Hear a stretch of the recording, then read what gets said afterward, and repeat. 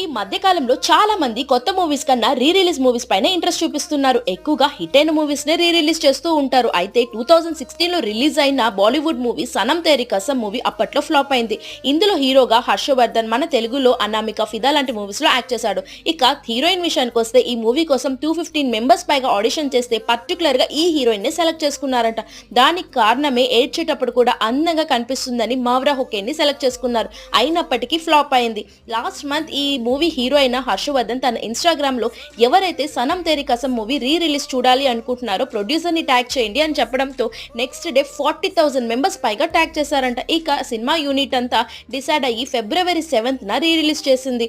ఇక దాని రిజల్ట్ చూసి అందరూ షాక్ అయ్యారు. ఎందుకంటే అంత బ్లాక్ బస్టర్ హిట్ అయింది.